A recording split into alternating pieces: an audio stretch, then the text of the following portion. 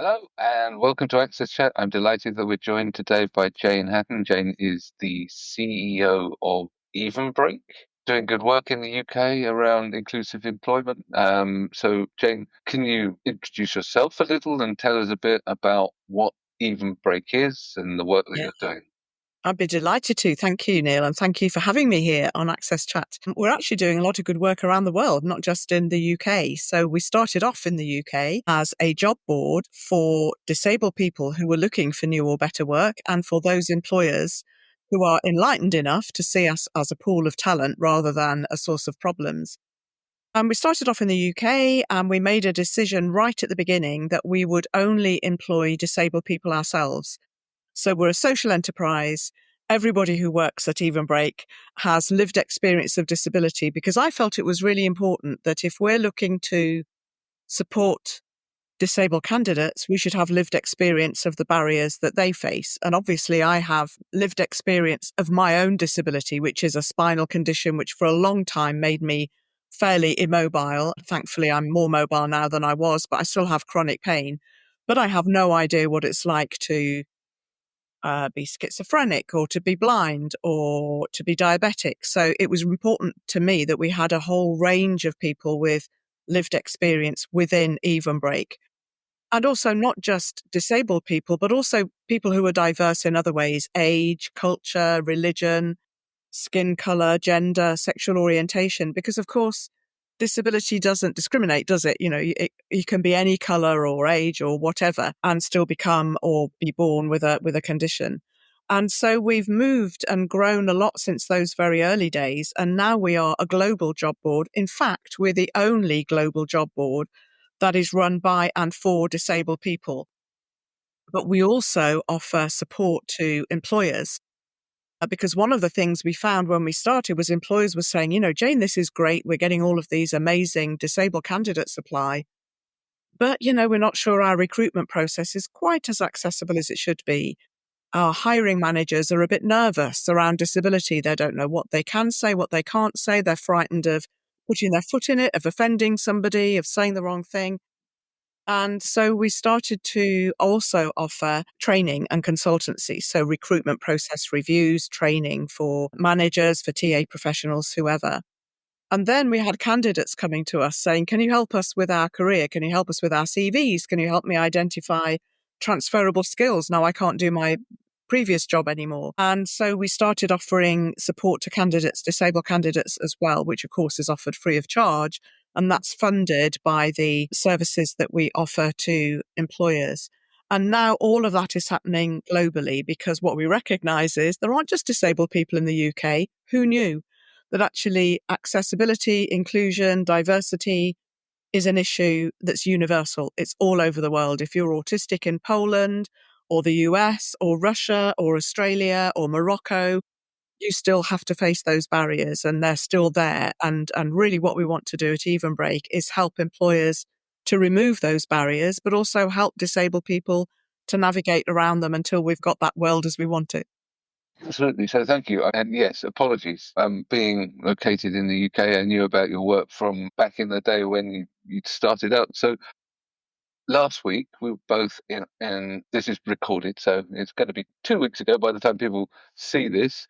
But last week we were in Austria for Zero conference, and that was a big international disability community conference, and there's a lot of focus on jobs and so on. But one of the other topics that kept coming up a lot, and AI is a big topic anyway, but was AI and recruitment and the barriers and so on and so forth. So so clearly, there's a lot of play at the moment in terms of changes to how people work, but also how people get into work. And you've been dealing with removing of barriers for a long time, but a dear friend of the community, Susan Scott Parker, is rightly highlighting that some of these new technologies and the HR technologies are actually introducing new barriers as well. Yeah, yeah. I think it's a double-edged sword, isn't it, AI? I mean, I'm very excited by it from an accessibility perspective. I think there's a lot that AI can offer in terms of assistive technology, in terms of disabled people accessing services, recruitment, employers, and all sorts of other things. But there is a huge danger as well. And the danger is if we're going to be using AI to make hiring decisions, whether that's shortlisting or whatever it might be, the AI takes with it the bias that we all have in humanity anyway. So although I think there's a danger that sometimes talent acquisition professionals think, well, if it's AI, it must be neutral, it must be not biased. But of course, AI just relies on what's gone on before, what's already in the internet, the knowledge that's already there, and all that has been informed by bias. So I think that we should be really embracing AI in terms of how can we open things up? How can we create opportunities? How can we make things more accessible through AI for disabled candidates, but people generally? But be really careful that we don't allow the bias that's inherent in everything that happens to be perpetuated by the use of AI. And so, yeah, I've got very sort of ambivalent feelings. On the one hand, I'm really excited by it, but on the other hand, let's just be careful that we don't think it's the solution to everything, but because clearly it can create further barriers. And I think, we hear about AI sifting through CVs, resumes, talking about looking for particular keywords.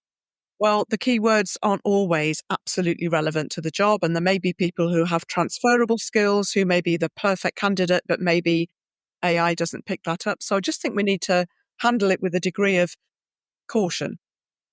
Well, AI's here. So no matter what, AI's here.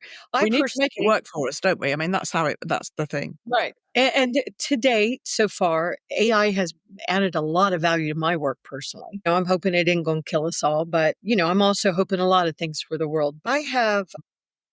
I didn't realize, Jane, it was this Jane from Evenbreak. So now I am really glad that we're connecting this way too, because we've been trying to connect for a long time. So first of all, I love that everyone on your team has lived experience with disabilities. I appreciate you understanding that value. I know other people do say that they have global job boards, but some of them, I don't know that anyone can make the claim that everyone on their team have lived experience with disability. So big kudos to you for that. Thank you. Um, that's one thing I really am focused on at Billion Strong is that we really need to include ourselves. And when we ourselves, I mean, I know that my team supposedly is only about 90%. I actually think it's 100%, but everybody gets to decide, everybody gets to walk their own identity path. But I do want to talk a little bit about the global job board. One thing Neil had said, we can chat behind the scenes. And he had made a comment saying, well, if it's on the web, it's global. I mean, anybody can make that claim. Not saying that you're saying doing that, Jane, but I wanted to address a little bit about the global, because one thing that I think that we have done I think we can look back at our disability movement, our accessibility movement, everything's we've done, and it's very easy. The Americans, we are putting these big old targets on ourselves. So I get it. Somebody came at me about how dare I talk about intersectionality.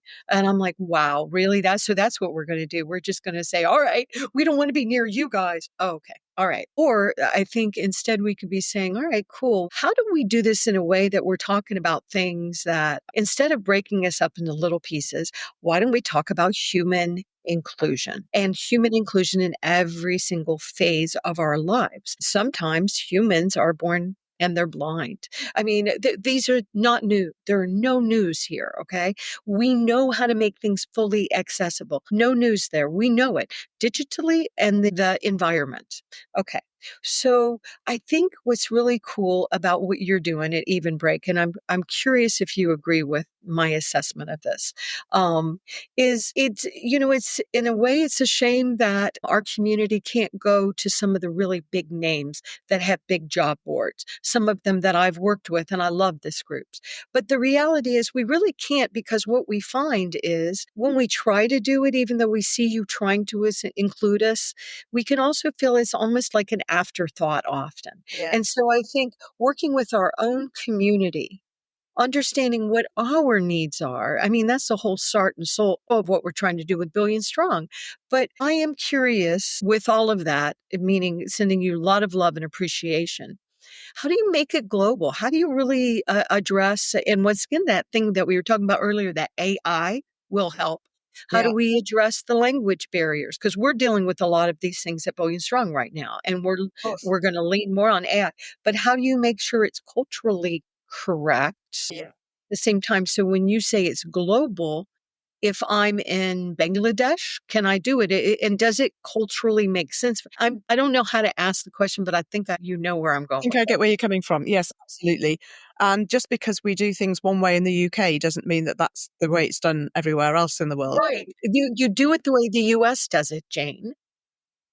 Oh, I'm sorry. Oh, I'm Yes, sorry. right. Oh, So, sorry about that. so what we recognise is that we do some things well in the UK. The US do some things well, or did. We're allowed to. Other countries do different things well. And for me, it's very much about partnerships. So, with the reason I was at the amazing Zero Project conference in Vienna was for many reasons, but the main reason was to make relationships with people in other countries who are supporting disabled people into work.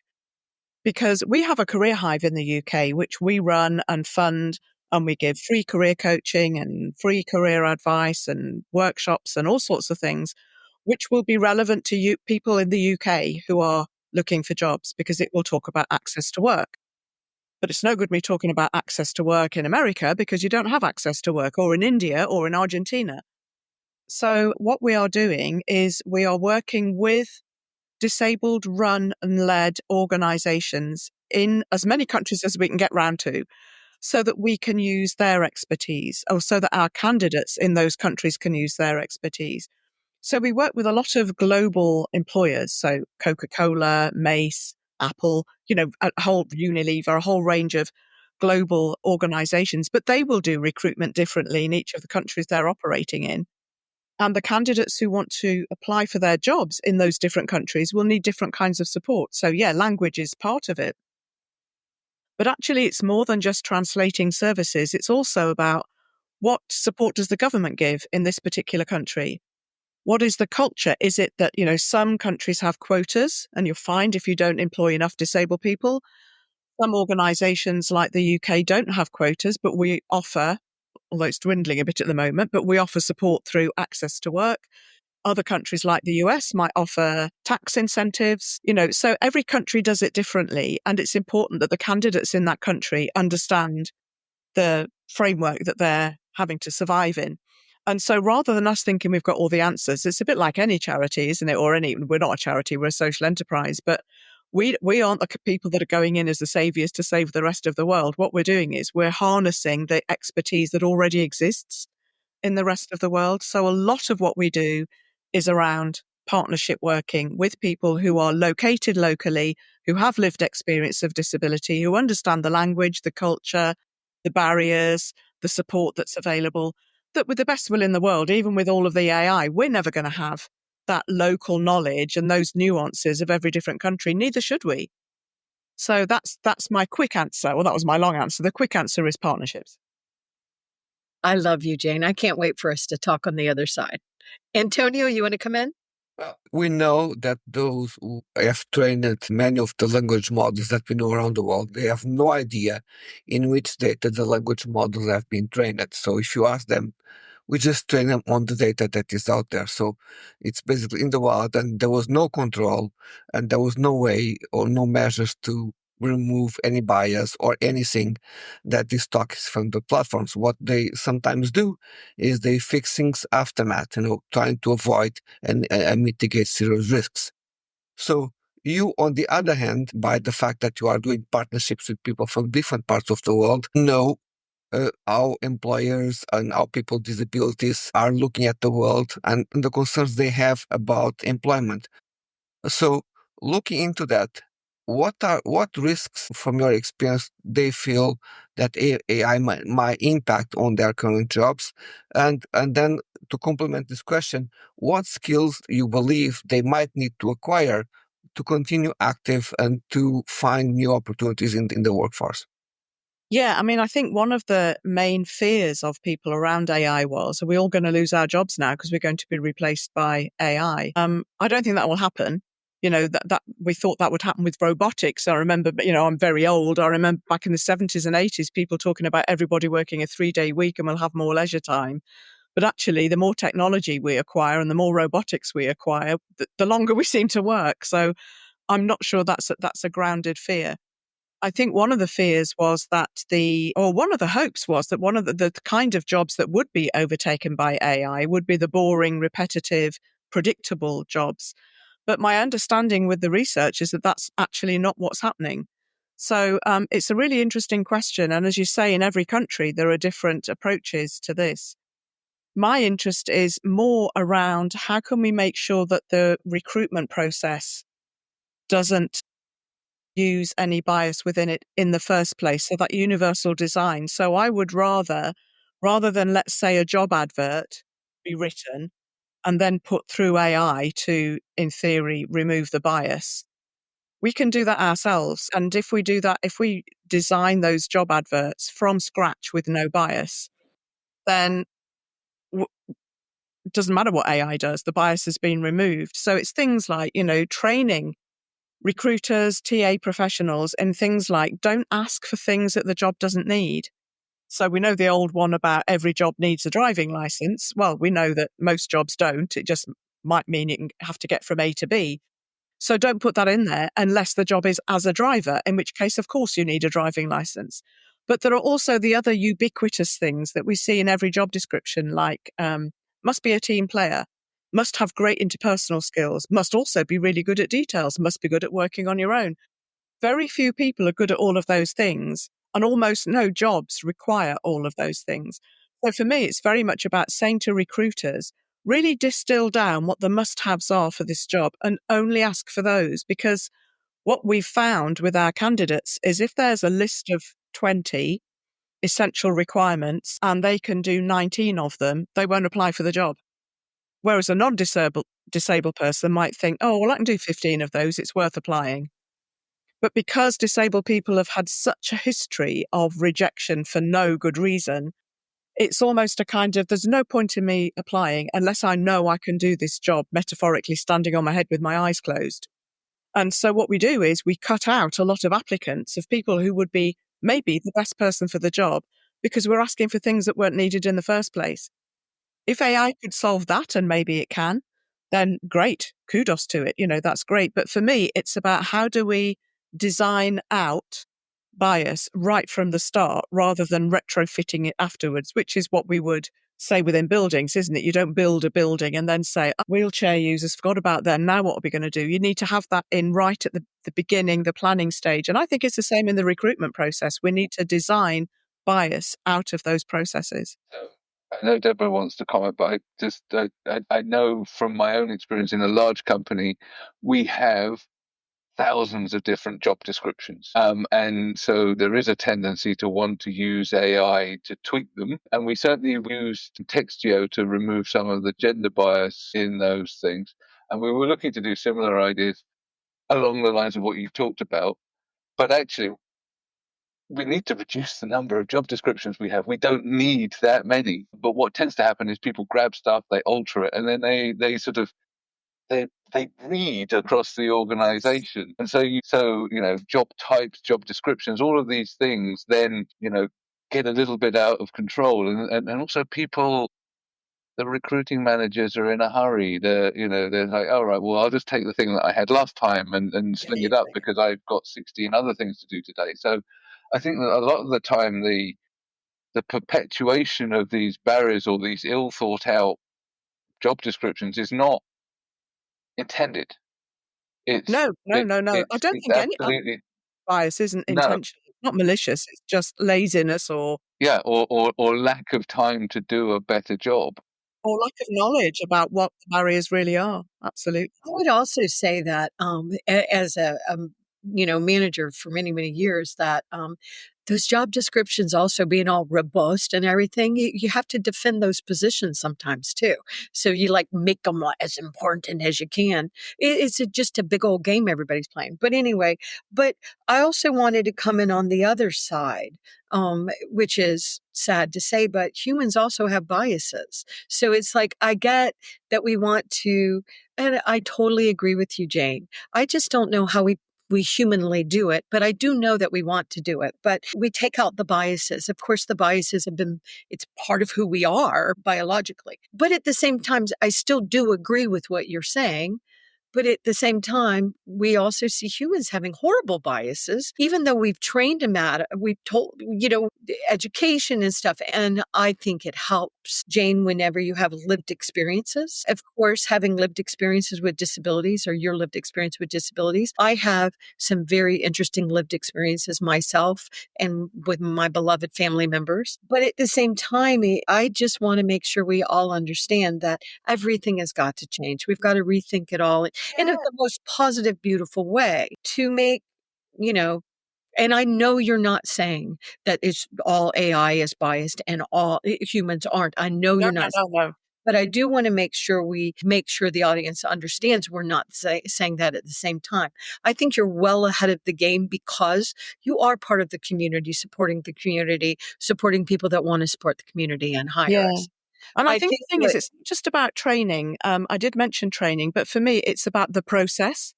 So I think the process that we've traditionally used for recruitment is CVs, resumes, and interviews. They don't work anymore. Right. Neither of those work.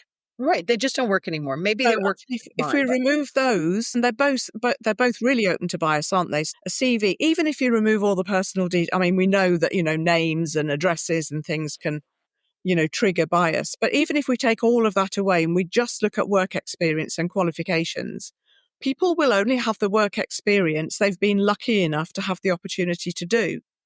So if you're a disabled person, let alone if you're a disabled person with multiple other areas of intersectionality, you will have been discriminated against. So the fact that your work history doesn't look that impressive doesn't mean that you're not an impressive candidate. It means you've not been given the opportunity to show your brilliance in the kind of roles that you're capable of doing. So I might look at a CV or a resume and say, well, this person, they haven't worked and got really very high-flying jobs.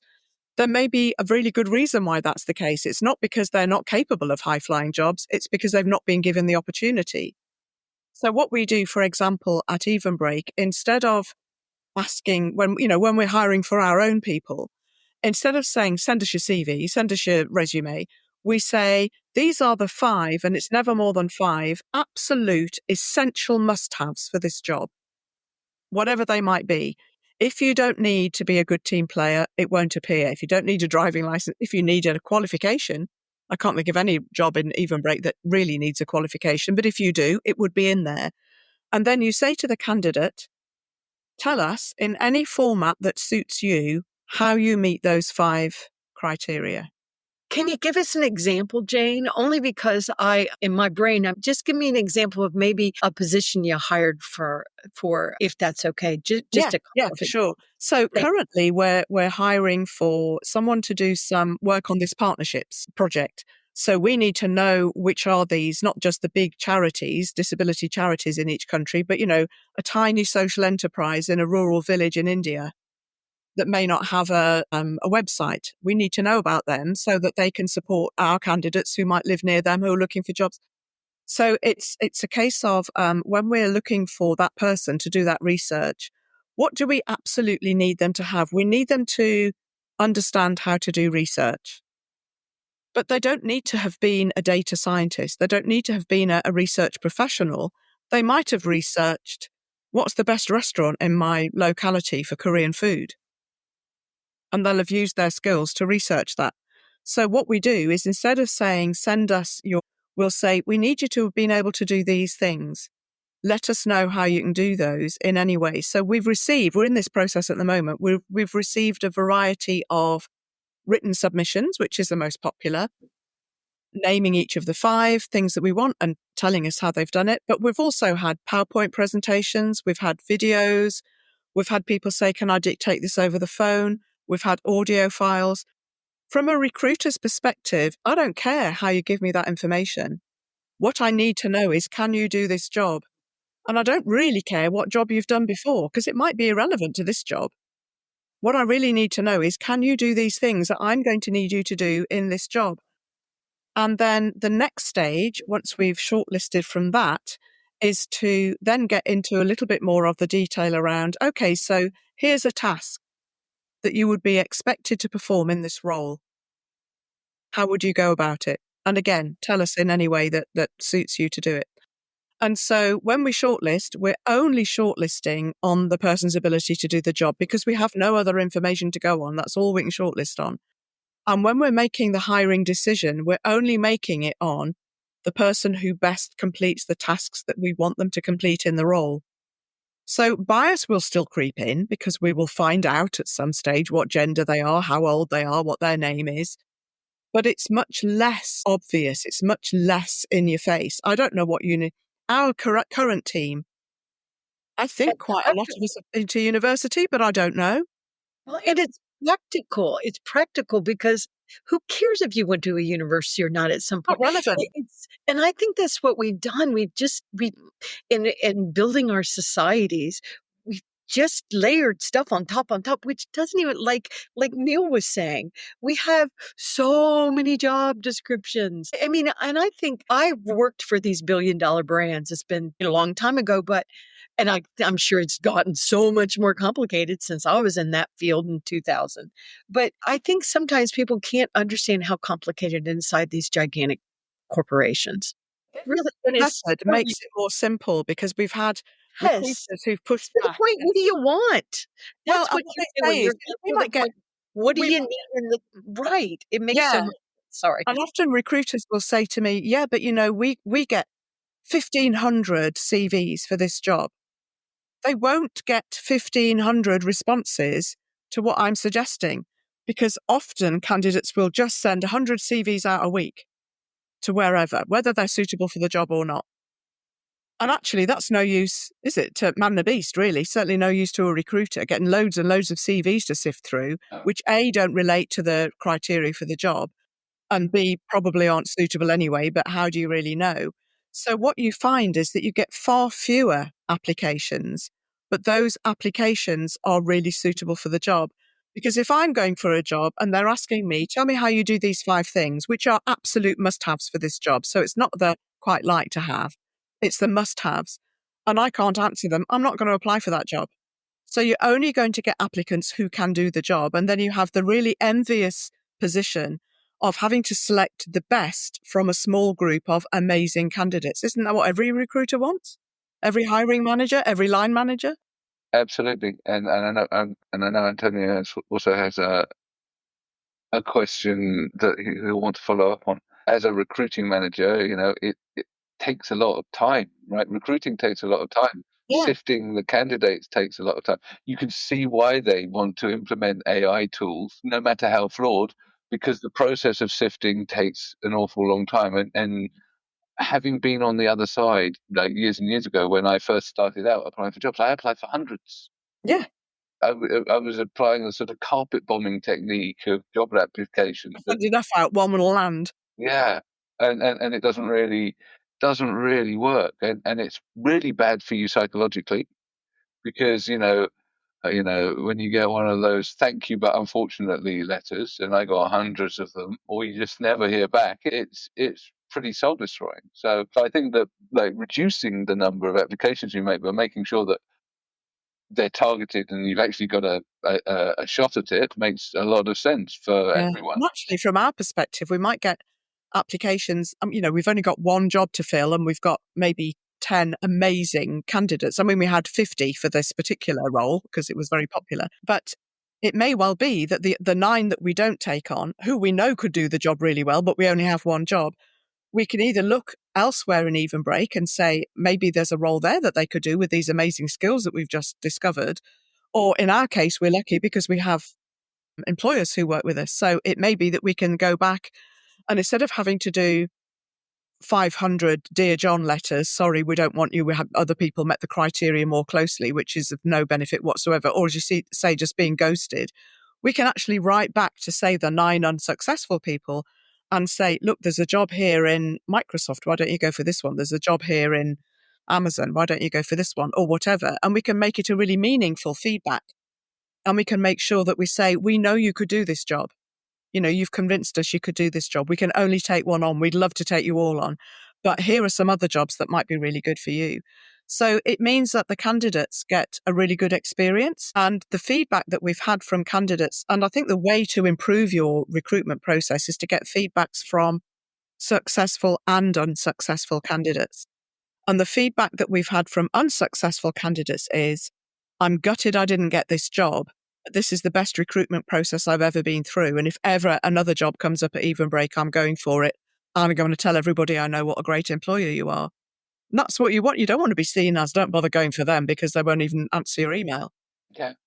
Yeah, word of mouth is so important. So, Jane, it's been great talking with you about the work you're doing. And I particularly love the fact that you are passing on the recommendations and so on. And that's super encouraging. I know that we will continue this conversation online, and I'm sure Deborah's excited, not just because of the espresso she's had today, to continue it as well. So thank you so much. I need to thank our friends at Amazon and MyClearText for keeping us online and keeping us captioned, and really look forward to continuing the conversation on social media. Thank you. Thanks very much.